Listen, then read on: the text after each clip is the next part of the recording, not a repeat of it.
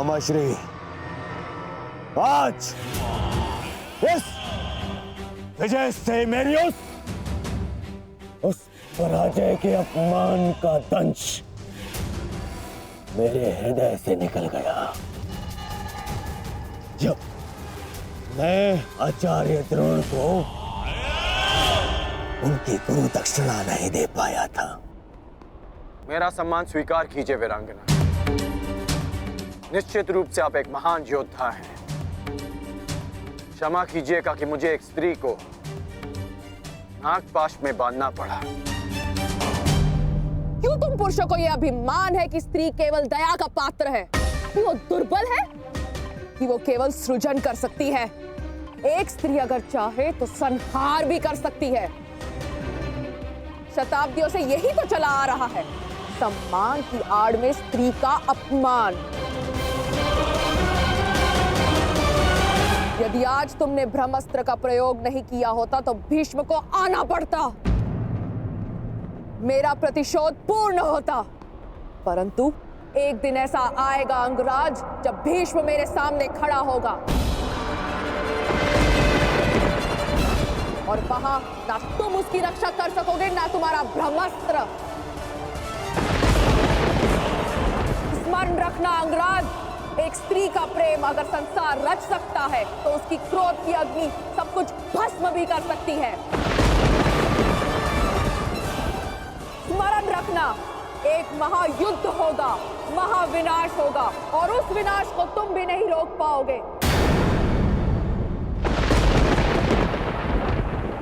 जहां तुम भी अपने घुटनों पर बैठकर अंतिम सांस लोगे। स्मरण रखना कर्ण।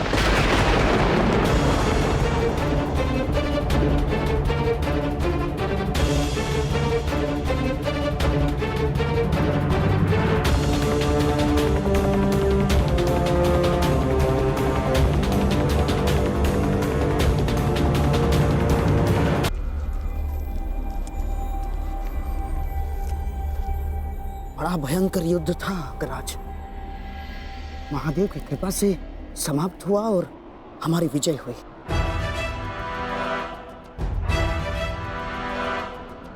अभी कई युद्ध शेष हैं और कई विजय प्राप्त करनी है गांधार नरेश। हाँ। मैं इस दिग्विजय यात्रा को अंत तक अवश्य पहुंचाऊंगा।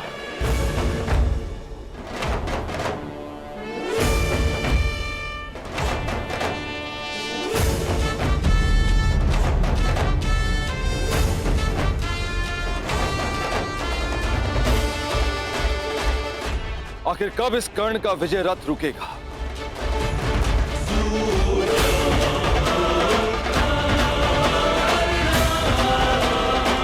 अब तो मैं खुलकर कुछ कर भी नहीं सकता, कोई प्रहार नहीं कर सकता, क्योंकि तुरंत सूर्यदेव इसके समर्थन में आ जाएंगे। सूर्यपुत्र कर्ण।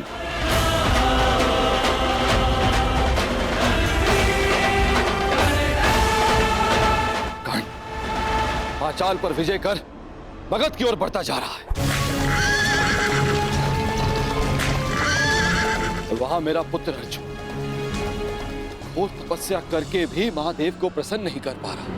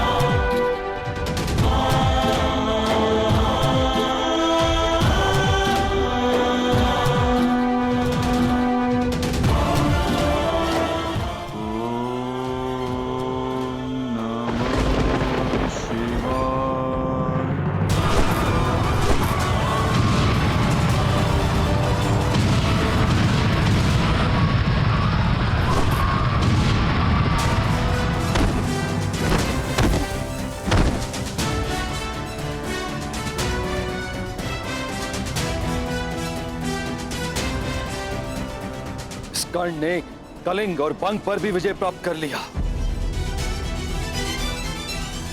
अधिक से अधिक शक्तिशाली होता जा रहा है ये कर्ण।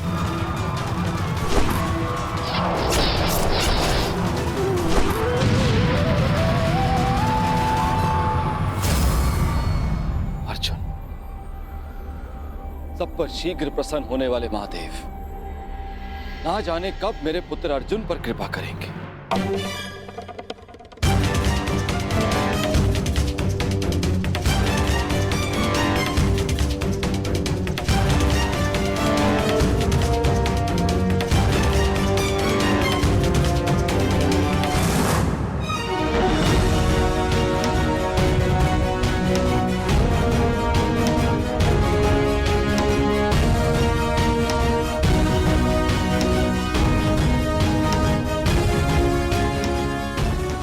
वनवास के 10 वर्ष पूर्ण हो चुके। ये कर्ण अब तक अपराजित है, दिग्विजयी बनने की सीमा पर खड़ा है। क्या करूं मैं और कैसे अपने पुत्र अर्जुन को इस कर्ण से अधिक शक्तिशाली बनाऊं? कैसे?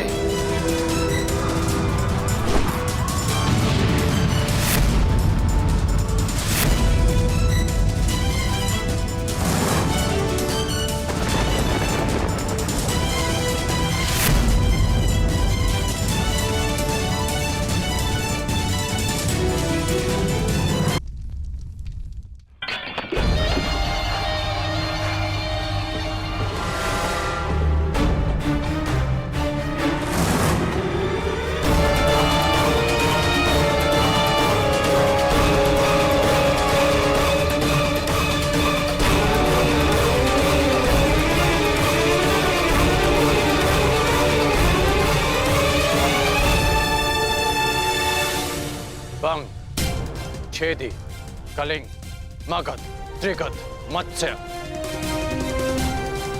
इन सब पर या तो विजय मिली है या इनसे संधि हुई है। युवराज, आपके चरणों में भारत के सारे राजाओं के मुकुट प्रस्तुत हैं। कुछ ने स्वेच्छा से दिए हैं और कुछ के शीश काट कर लाए गए हैं। असत्य भाषण तुम जैसे वीर पुरुष को शोभा नहीं देता अंगराज। अभी तक दिग्विजय संपन्न नहीं हुई है,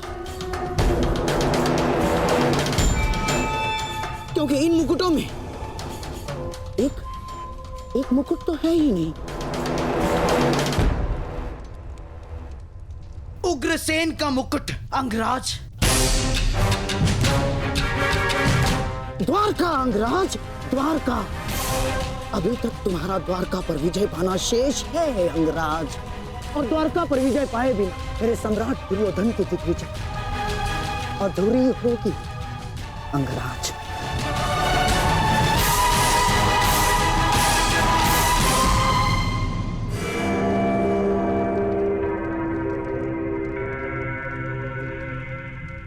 द्वारका से युद्ध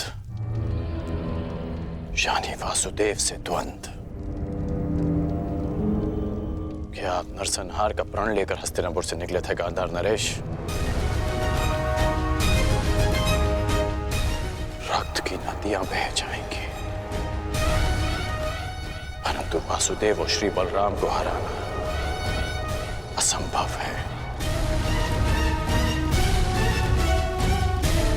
लोग उन्हें यूं ही अवतार नहीं कहते। अवतार की कथा पे वो विश्वास करते हैं जो कृष्ण से भयभीत हो।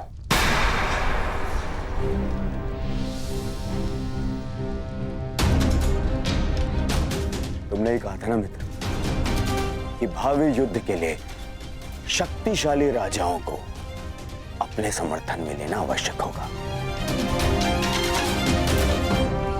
बिना द्वारका के ये कैसे संभव होगा मित्र?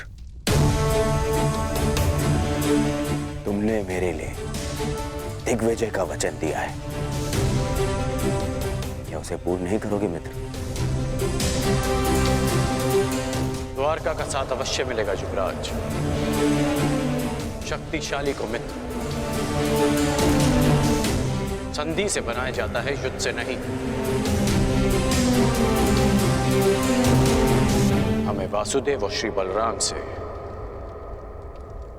संधि करनी होगी।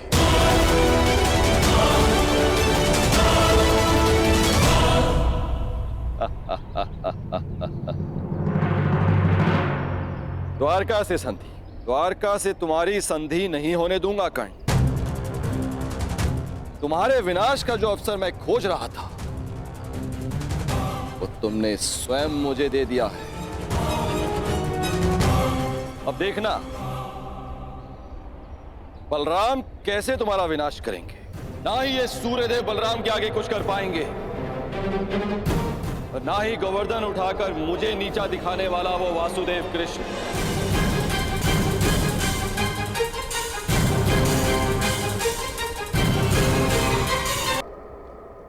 संधि करनी होगी। द्वारका से संधि? द्वारका से तुम्हारी संधि नहीं होने दूंगा कर्ण। अब देखना बलराम कैसे तुम्हारा विनाश करेंगे। ये आप क्या कह रहे हैं इंद्रदेव? नंदिनी को आप कैसे लेके जा सकते हैं? विवशता, विवशता श्री बलराम। मुझे लगता है नंदिनी द्वारका में सुरक्षित नहीं है। क्यों? अचानक से द्वारका असुरक्षित कैसे हो गया? है नहीं, किंतु होने वाला है। अब तक मुझे लगता था कि कामधेनु पुत्री कल्पपूर्णा नंदिनी आपके और वासुदेव के पास सुरक्षित है, परंतु अब? परंतु क्या इंद्रदेव? क्या आपको यादवों के गौवंश के प्रति प्रेम पर संदेह है? कदापि नहीं,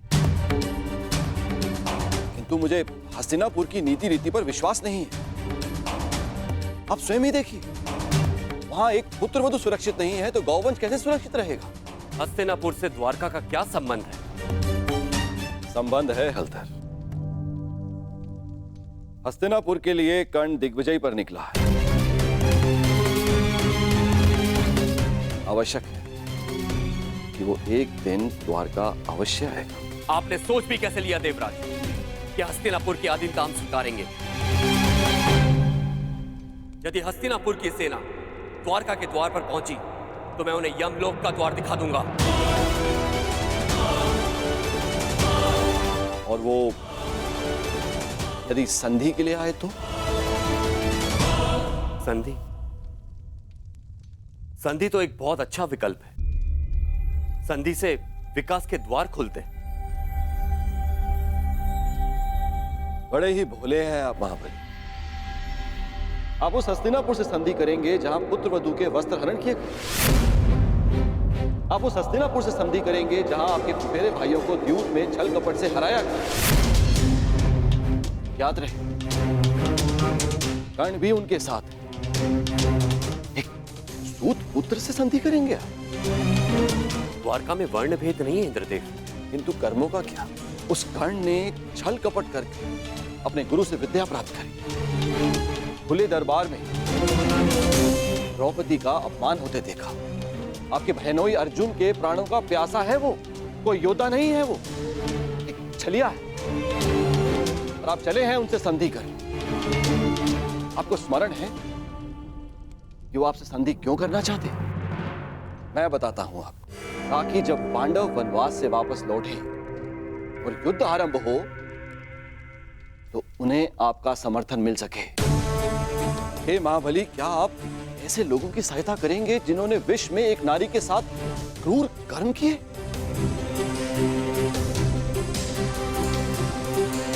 तो और क्या विकल्प हो सकता है इंद्रदेव? यदि कोई मित्रता का हाथ बढ़ाने के लिए आपके घर तक आए तो आप उसे कैसे ठुकरा सकते हैं?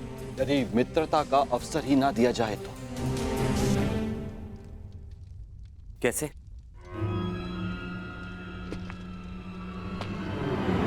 अश्वमेघ यज्ञ से, इससे पहले कि वो कर्ण द्वारका पहुंचे, आप अपने नाना श्री के प्रतिनिधि बनकर यज्ञ आरंभ कीजिए। अश्व छोड़िए। यदि कर्ण ने उस अश्व को जाने दिया तो वैसे ही हस्तिनापुर आपका अधीन हो जाएगा। और यदि रोक लिया तो आप युद्ध करके उसका नाश कर सकते हैं। ये अच्छा विकल्प है।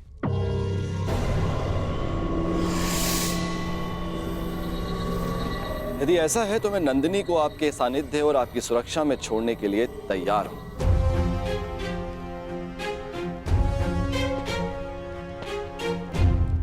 दाऊ,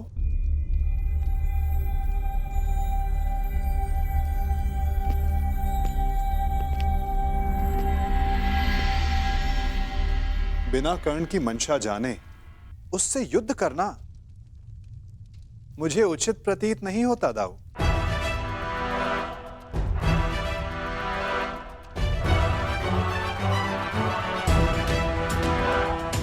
मुझे ऐसा प्रतीत होता है कि आप नंदिनी की सुरक्षा करने में समर्थ नहीं।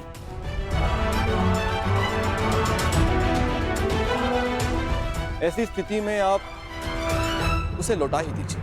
यदि नंदिनी यहां से गई तो द्वारका का अपमान होगा, जो मुझे स्वीकार नहीं। नंदिनी यहीं पे रहेगी।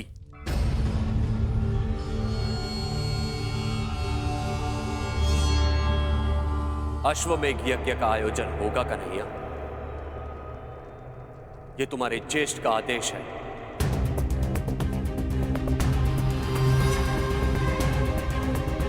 क्या तुम्हें अस्वीकार है? यदि अश्वमेघ यज्ञ नहीं हुआ तो नंदिनी द्वारका को छोड़कर चली जाएगी और यह द्वारका के लिए बहुत ही अपमानजनक बात होगी। क्या यह स्वीकार है?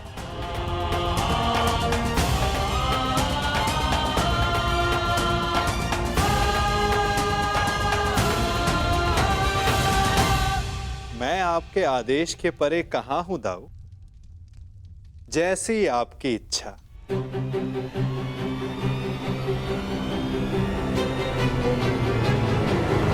तो ठीक है, यज्ञ के लिए उत्तम अश्व की व्यवस्था करो और पहले ही मुहूर्त में यज्ञ प्रारंभ होगा।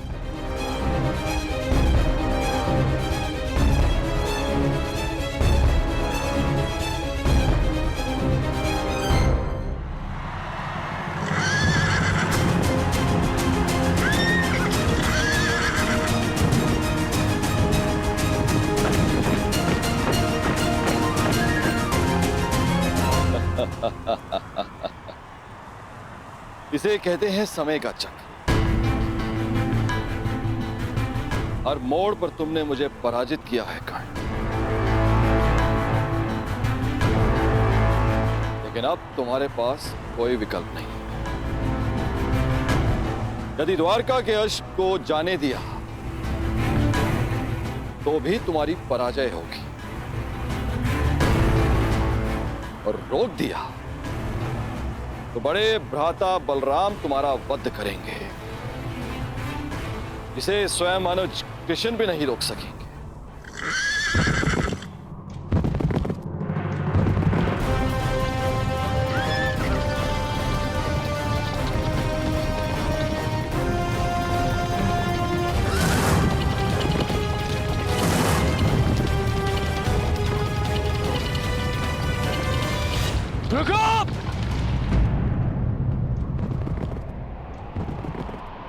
क्या हुआ मित्र? रुकने का संकेत क्यों किया? द्वारका के निकट ही है। अश्व के पश्चात के स्वर सुनाई दे रहे हैं युवराज। ये अश्व की नहीं, तुम्हारे पतन की पश्चात है ये कर्ण।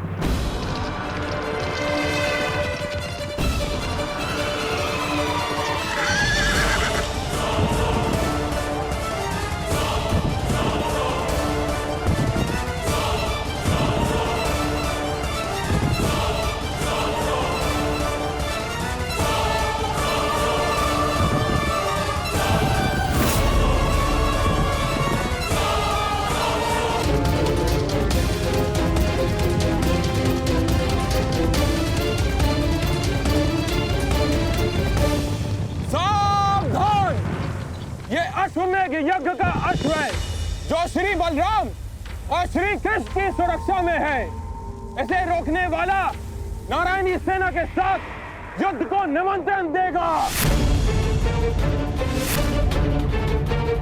अंगराज, ये अश्वमेघ यज्ञ कर रहे हैं तो हम भी दिग्विजय यात्रा पर निकले हैं। रोक लो यश, हो जाने दो युद्ध। आज उस छलिए कृष्ण को भी हस्तिनापुर के वाणों का स्वाद चखने दो। नहीं मामाश्री, बात केवल कृष्ण की नहीं, हलधर बलराम की भी है। एक बार बलराम ने हमारी मित्रता स्वीकार कर ली, फिर जीवन भर पांडव हमारे समीप नहीं आ पाएंगे और ना ही कृष्ण हमारा कुछ भी बिगाड़ पाएगा। कर्ण, बलराम जैसे महाबली वीर से अभद्रता उचित नहीं। नहीं दुर्योधन, ना। आज इस अश्व को यूं ही जाने दिया तो सारे भारतवर्ष में यह संदेश जाएगा, यादवों का वर्चस्व स्वीकार कर लिया है हस्तिनापुर ने। ना मेरे सम्राट, ना। कर्ण, तुम हस्तिनापुर की सेना के सेनापति हो, स्मरण रहे। तुम्हारी विजय मेरे सम्राट दुर्योधन के नाम अवश्य होगी, परंतु तुम्हारी पराजय तुम्हारे मस्तक का ही कलंक बनेगी। कर्ण, स्मरण रखना। सोच क्या रहे हो कर्ण? रोक लो ये अश्व। कर्ण, ये अश्व रोक लो।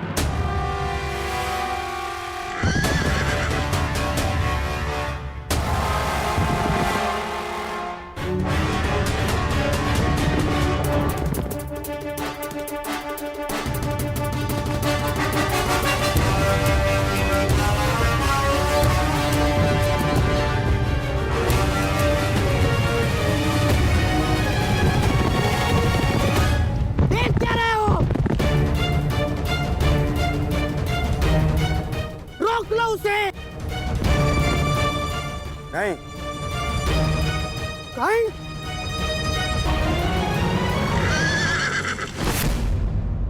go!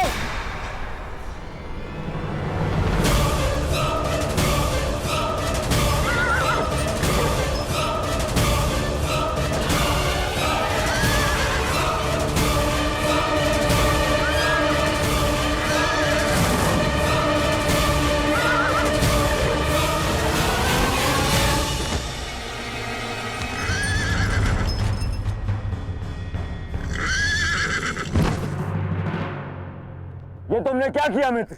अब श्री बलराम का कोप सेना होगा हमें। अश्व को रोका गया है, आक्रमण!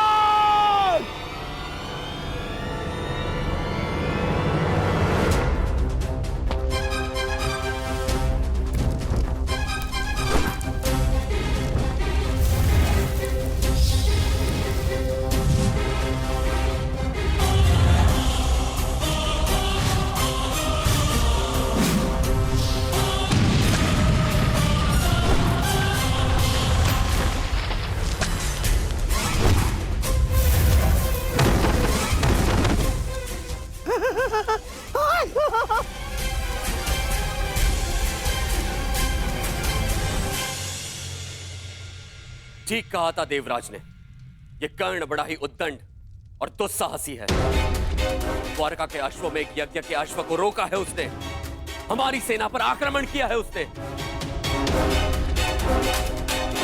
मैंने कहा था ना दाऊ कि ये योद्धा तनिक विकट है, परंतु उसने अभी तक बलराम के हल और गदा की विकटता नहीं देखी है। हस्तिनापुर को अपने हल की नोक से उखाड़कर भूमि में गाड़ दूंगा मैं जानता हूं कि तुम्हें कर्ण प्रिय है, परंतु जो भी द्वारका के सम्मान की सीमा को लांघे वो मुझे प्रिय नहीं। अब कर्ण को मेरा सामना करना ही होगा। अब जैसी आपकी इच्छा दाऊ। मैं तुम्हारी इच्छा जानना चाहता हूं कन्हैया, क्या इस युद्ध में तुम भाग लोगे या नहीं? अब दाऊ की इच्छा है तो कन्हैया को तो आना ही होगा। परंतु परंतु क्या? परंतु इस युद्ध में मेरी भूमिका कुछ और होगी दाऊ, क्योंकि आने वाला योद्धा महारथी है और इस युद्ध में सामना करने के लिए आपको एक चपल सारथी की आवश्यकता पड़ेगी।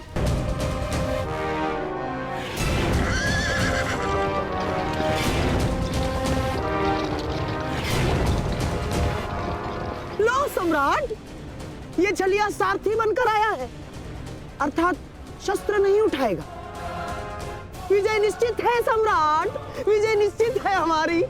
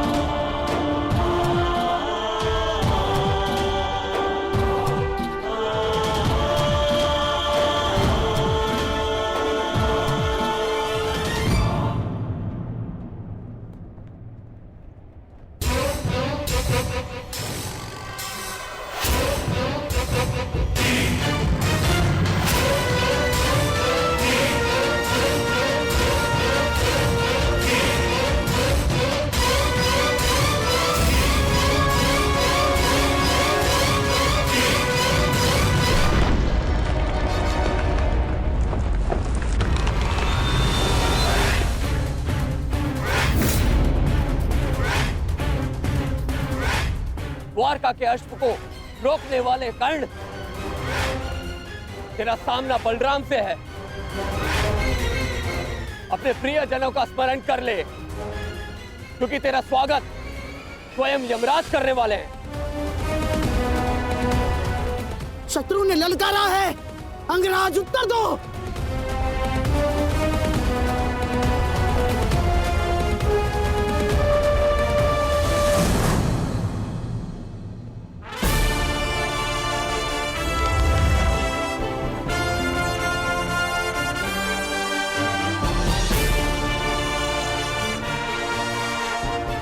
इस छलिए कृष्ण ने हमारे कई बनते काम बिगाड़े हैं दुर्योधन। आज इसकी पराजय का आनंद हम उठाएंगे, द्वारका का पतन होगा।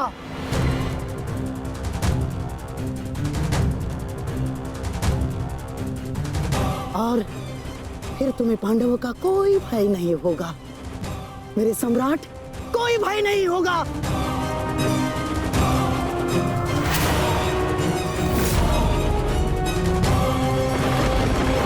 बाण संधान करो कर्ण, तुमने बाण संधान किया और मेरा प्रतिशोध पूर्ण होगा। आज मेरे एक परम शत्रु की हार निश्चित है, या तुम्हारी या कृष्ण की।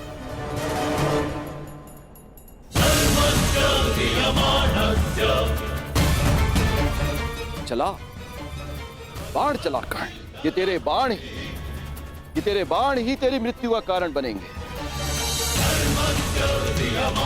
देख रहे हो कन्हैया, जिस कर्ण से तुम्हें इतना स्नेह है वो कितना दृष्ट है।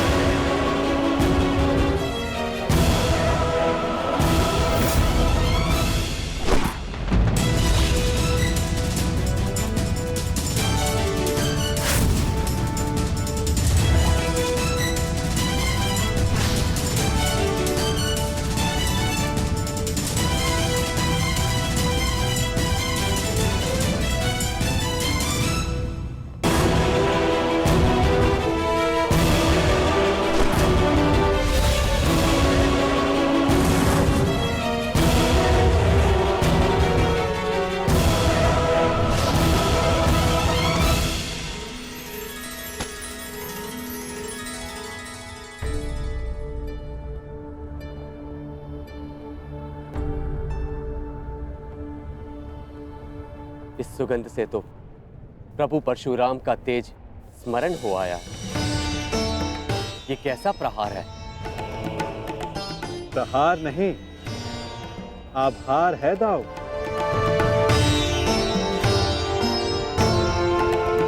कहा था ना कि आने वाला योद्धा तनिक भिन्न होगा।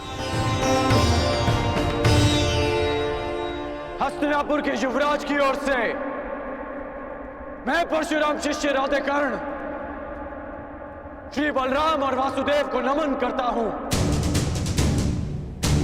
शत्रु को नमन? जिस प्रकार आकाश में आया हर मेघ वर्षा नहीं लाता, उसी प्रकार आगे बढ़ने वाला हर पग शत्रुता का नहीं होता हलधर।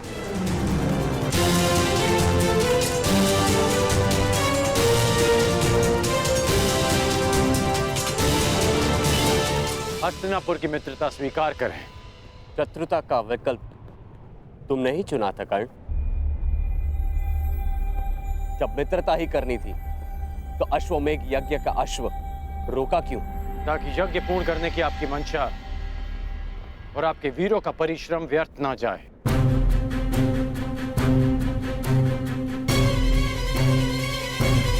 इस अश्व को ध्यान से देखिए। इस अश्व का दायां कान कटा हुआ है।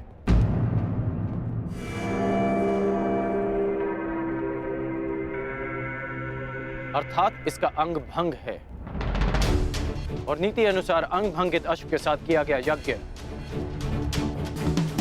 फलदायी नहीं होता। इसलिए मैंने आपके इस अश्व को रोका।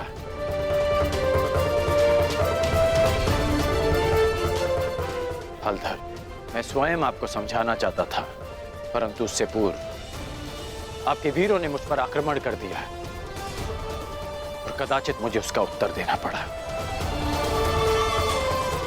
परंतु आपने स्वयं देखा होगा कि मैंने उन्हें केवल निशस्त्र किया, उनके प्राण नहीं लिए। तो तुमने मेरी सहायता करने के लिए अश्व रोका। अद्भुत, हम प्रसन्न हुए।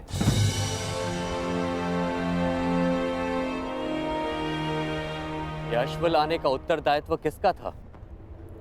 कान्हा, तुम सबको यही कहते हो ना कि तुम मेरी आज्ञा का पालन करते हो, लेकिन परिणाम में वही होता है जो तुम चाहते हो।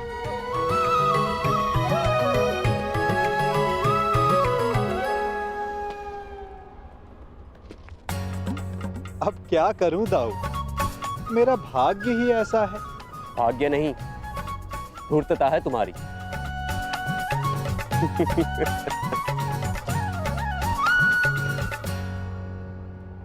तुम्हें लेके मेरे मन में जो भ्रम था, वो भ्रम तुमने तोड़ दिया है। हम प्रसन्न हुए। कहो, क्या इच्छा है?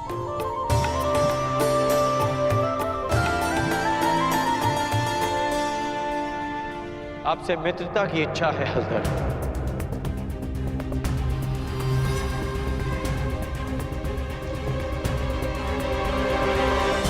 और एक आश्वासन भी बलराम, आवश्यकता पड़ने पर आप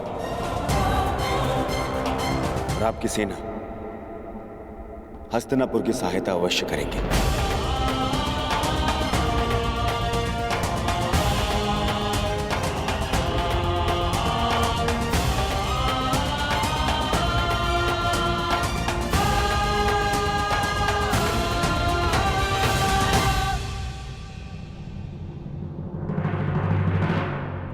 स्वीकार है।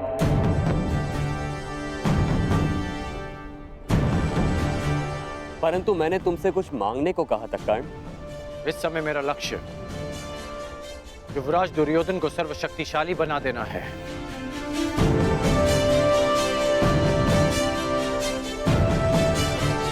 इसलिए मैं चाहता हूं कि आप युवराज दुर्योधन को गदा युद्ध की शिक्षा दें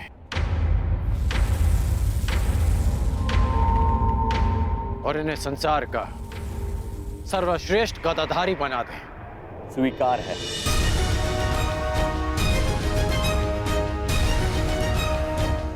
आओ, द्वारका का आतिथ्य ग्रहण करो।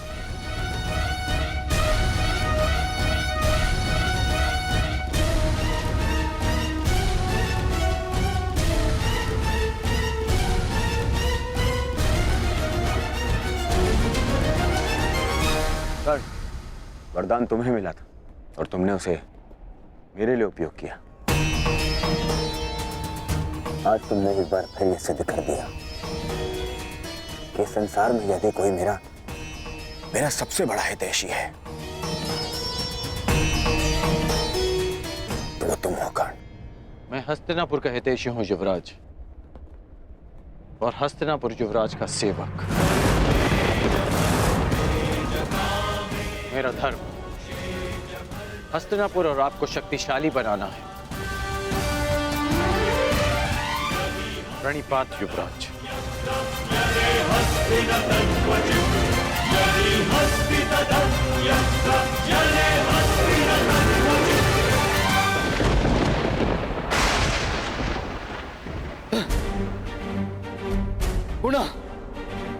पुनः मेरे प्रयास आज सफल हुए।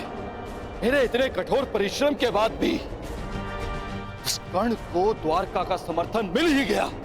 उस कर्ण की दिग्विजय पूर्ण हुई। अभी तक मेरे पुत्र अर्जुन को कुछ भी प्राप्त नहीं हुआ, कुछ भी नहीं। समय आ गया है, समय आ गया है, मुझे ही कुछ करना होगा। इस कर्ण के सौभाग्य को दुर्भाग्य में परिवर्तित करना होगा।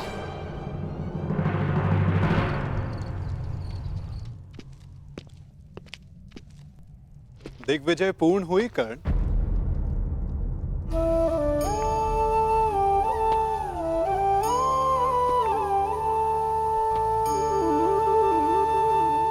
लगभग 12 वर्षों तक तुम लगातार युद्ध करते रहे हो। निश्चित रूप से थकान अनुभव हो रही होगी। विश्राम नहीं करोगे?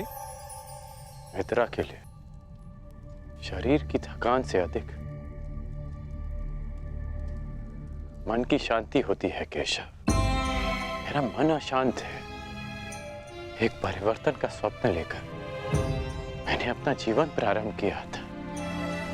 तू स्वयं ही परिवर्तित हो गया केशव।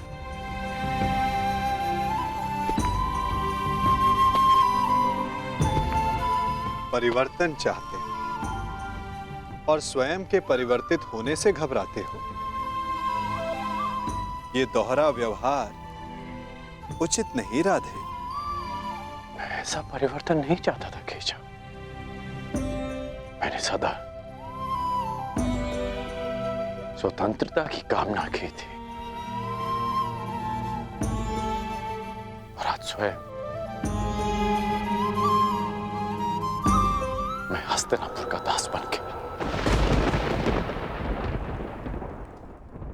मैंने तो कितनी बार तुमसे ये बंधन तोड़ देने का आग्रह किया अंगराज, तुमने ही नहीं स्वीकारा। मन में संतोष क्यों नहीं है? क्योंकि लक्ष्य शुद्ध होने के साथ साथ साधन और सहायक भी शुद्ध होने चाहिए। और तुम ये भली भांति जानते हो कि तुम्हारे सहायक कैसे हैं। मित्र, अब भी समय है तुम्हारे पास। नहीं केशव, समय बीत चुका है। मैं अपना वचन नहीं तोड़ सकता। मैं आपसे पूछता हूं, आपने भी तो कई वचन दिए होंगे। क्या आप अपने वचन तोड़ सकते हैं?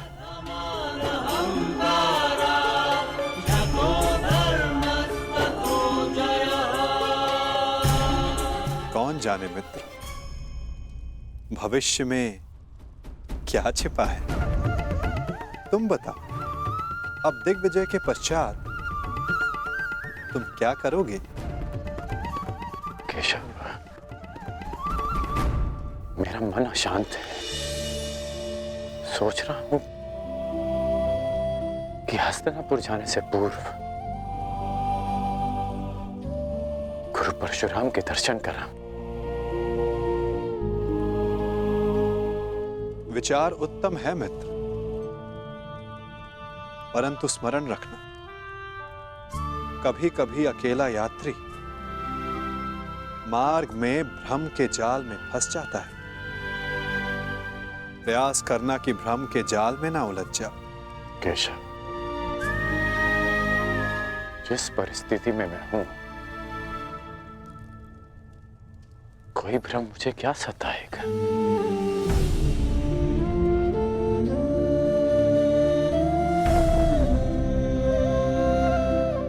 आपकी मुस्कान मुझे बहुत शांति देती है केशव।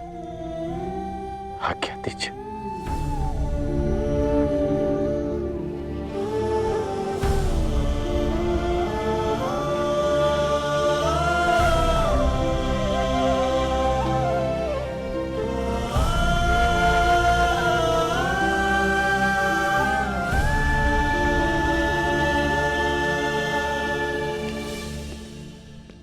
कभी कभी मनुष्य परिस्थितियों का खिलौना बन जाता है मित्र। कभी कभी मंतव्य शुभ होने पर भी गंतव्य पर कुछ अशुभ हो ही जाता है। इसीलिए यात्रा में सावधानी आवश्यक है। तनिक सी असावधानी बहुत बड़ी दुर्घटना को जन्म दे देती है। सावधान रहना मित्र।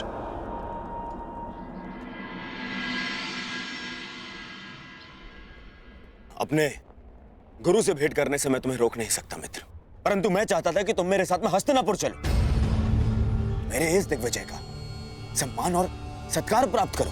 युद्ध में बाण धनुष से चलाए जाते हैं युवराज, परंतु विजय सदा योद्धा की मानी जाती है। उसी भांति दिग्विजय आपकी है। मैं तो केवल एक निमित्त मात्र हूं।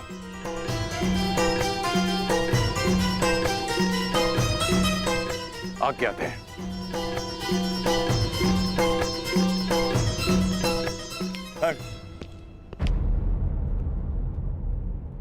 अपने मित्र को हार कर ये दिग्विजय अधूरी है मित्र। 12 वर्ष बीत गए। इन 12 वर्षों में तुमने मेरे लिए धनुष उठाए, परंतु कभी दृष्टि नहीं उठाई। ढाल बनकर मेरे शरीर की रक्षा की है, परंतु मित्र बनकर कभी गले नहीं लगाए।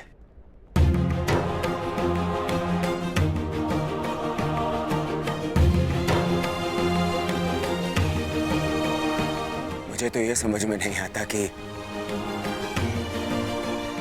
वनवास उन पांडवों का था या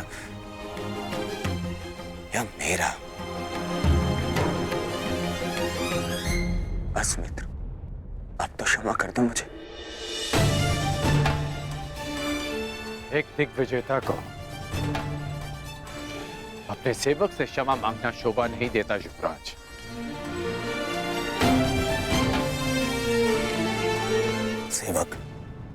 सेवक ऐसे 100 दिग्विजय न्यौछावर कर सकता हूं, तो मैं एक बार गले लगाने के लिए, बस एक बार मेरी आंखों में देखकर मुझे मित्र पुकार के एक बार गले लगा लो मित्र।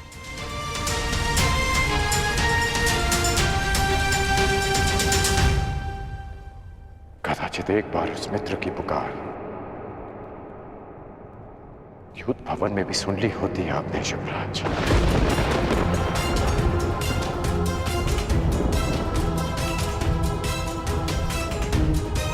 अब जो आपके सामने खड़ा है वो आपका और हस्तिनापुर का सेवक अंगराज कर्ण है। आपका मित्र राधे कर्ण द्रौपदी के अपमान की ज्वाला में भस्म हो चुका है।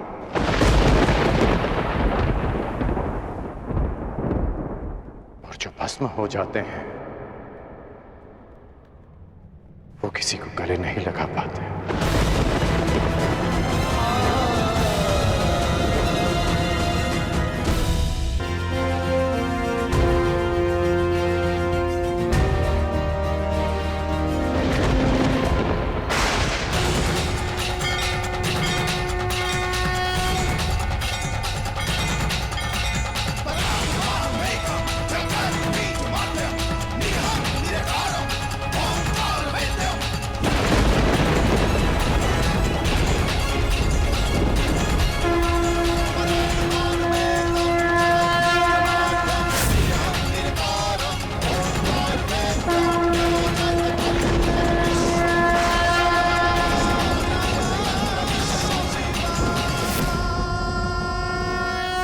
स्वागत है देवराज। आपके पदचाप ने आपके आने की सूचना दे दी थी मुझे। मेरे पश्चात तो आपने सुन लिए महादेव, परंतु 12 वर्षों से पुकार रहे मेरे पुत्र अर्जुन के स्वर आपके कानों तक क्यों नहीं पहुंचे? क्यों उसकी तपस्या का ताप आपके मन को नहीं पिघला सका? यदि अर्जुन आपका पुत्र ना होता तो क्या तब भी आप उसका कष्ट लेकर मेरे पास आते? स्वीकारता हूं कि मुझे मेरे पुत्र से मोह है, परंतु सबको होता है। अब स्वयं ही बताइए, क्या दोष है मेरे पुत्र अर्जुन में, या उसकी इच्छा पूरी कर सकने के योग्य नहीं? देवराज, वृक्ष पर लगे फल को खाने की इच्छा करने वाले को मात्र वृक्ष पर लगे फल को तोड़ने का परिश्रम करना पड़ता है। मोती की आकांक्षा करने वाले को सागर के तल तक जाने का परिश्रम करना पड़ता है। ठीक उसी प्रकार अमृत पीने की इच्छा करने वाले को भी गहन साधना का विष पीना पड़ता है। आपका पुत्र मुझसे पशुपतास्त्र की इच्छा रखता है। यह विध्वंसकारी अस्त्र उसे देने से पहले यह जान लेना आवश्यक है कि क्या वो उसके योग्य है। शक्तियों के साथ साथ उत्तरदायित्व भी बढ़ता है। यह जान लेना आवश्यक है कि क्या वो ये उत्तरदायित्व उठाने योग्य है या नहीं। पशुपतास्त्र पाना है, कई परीक्षाओं का सामना करना पड़ेगा अर्जुन को। अपने पुत्र के मोह में आपने क्या क्या किया है, मुझसे कुछ छिपा नहीं। पूरे पुत्र को नीचा दिखाने के लिए आपने देवराज पद की गरिमा को किस तरह लांछित किया है, भली भांति जानता हूं। देवराज, यदि एक पिता अपने पुत्र की परीक्षा लेता है तो पुत्र प्रशंसा पाता है। जब एक पिता पुत्र की प्रशंसा करता है तो पुत्र केवल परीक्षा पाता है। आशा है कि अगली भेंट देवराज इंद्र से होगी, पुत्र मोही पिता से नहीं।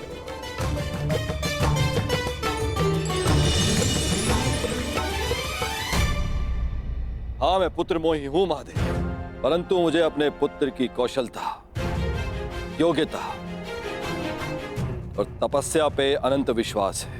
आपकी प्रत्येक परीक्षा में मेरा पुत्र अवश्य सफल होगा। किंतु जिस कारण आपने उस कर्ण के लिए देवराज इंद्र को अपनी दृष्टि नीचे करने पर विवश कर दिया, कर्ण को ऐसे परीक्षा में डालूंगा कि वो कभी सफल नहीं होगा। उस दिग्विजयी कर्ण को दिशा विहीन कर दूंगा, महाशाप दिलाऊंगा उसे।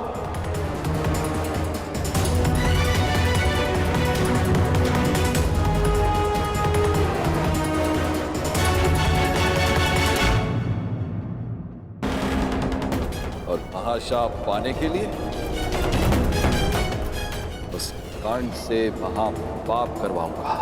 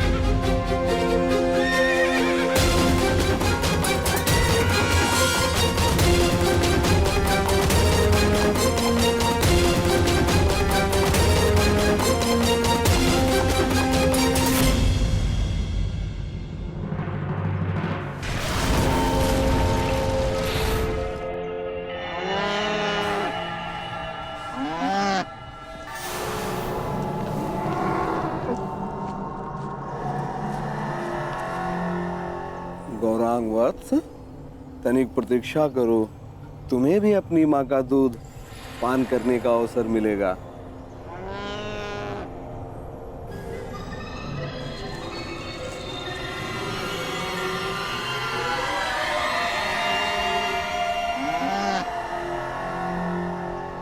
क्या है श्यामा, इतना भयभीत क्यों? मैं हूं ना तुम्हारे साथ। हाँ?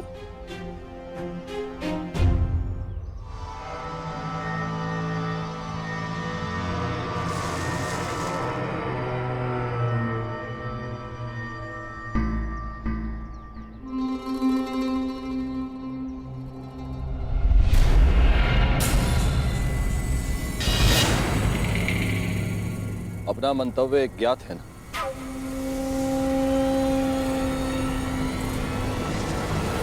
लगता है तुम्हें भूख लगी है। अभी मैं तुम्हारे लिए चारा लेके आता हूं, ठीक है?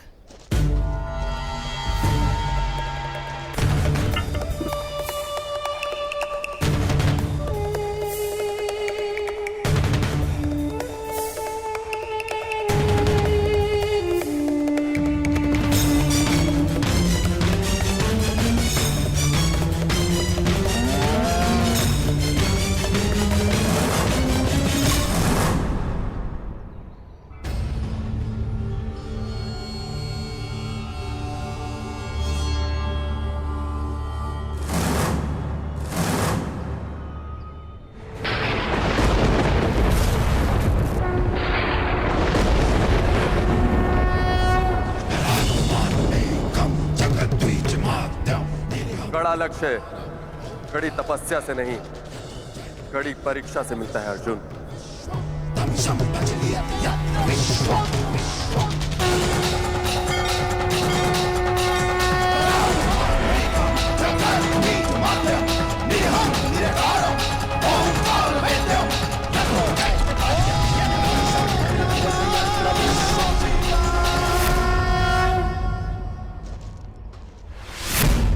गौरांग, गौरांग, गौरांग, गौरांग! क्या हुआ स्वामी? गौरांग को यही बांध के गया था, तू न जाने कहां चला गया। गौरांग कहां गया? गौरांग! अगर वो नहीं मिली तो श्यामा अपने प्राण त्याग देगी। और आप तो जानते ही हैं स्वामी कि श्यामा हमारे जीवन का एकमात्र सहारा है। हे प्रभु, अनजाने में कौन सा ऐसा कर्म हो गया जिसका फल आप मुझे इस तरह दे रहे हैं? तुम्हारे पाप का फल नहीं है ये ब्राह्मण, ये तो केवल कर्ण के महाश्राप का प्रारंभ है।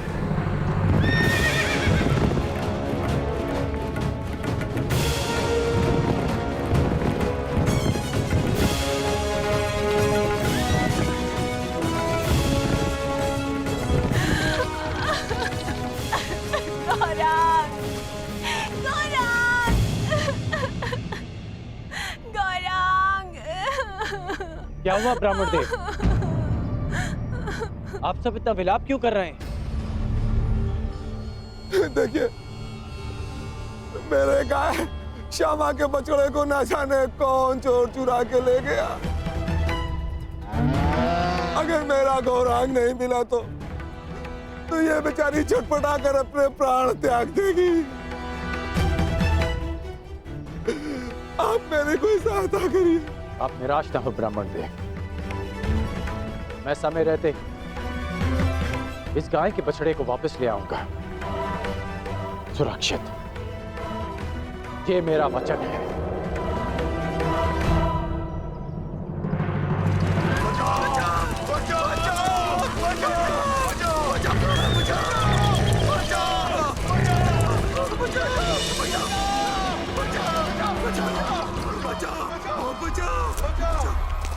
हे तपस्वी, अपनी तेज के प्रयोग से इस भयंकर प्राणी से हमें त्राण दिलाओ। क्यों ये हमारे लिए अपने वर्षों की तपस्या भंग करेंगे? भागो, अब कोई हमारी रक्षा नहीं कर सकता। भागो। नहीं,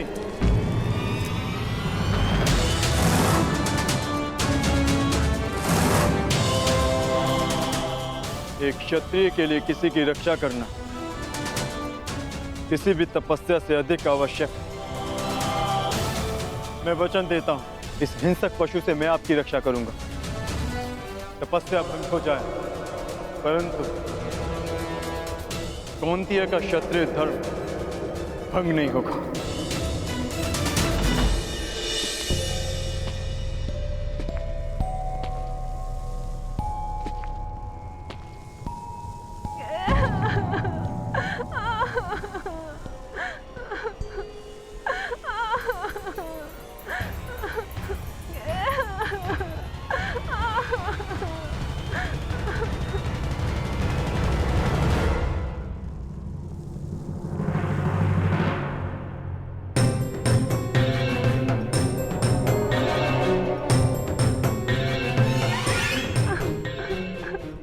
भयभीत मत हो छोटे मित्र।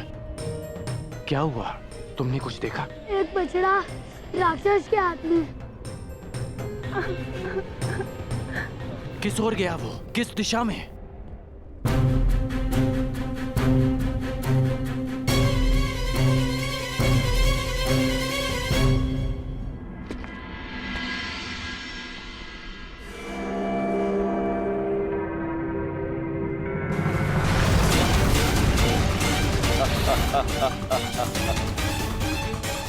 जाओ कर्ण, जाओ, अपने विनाश की ओर जाओ।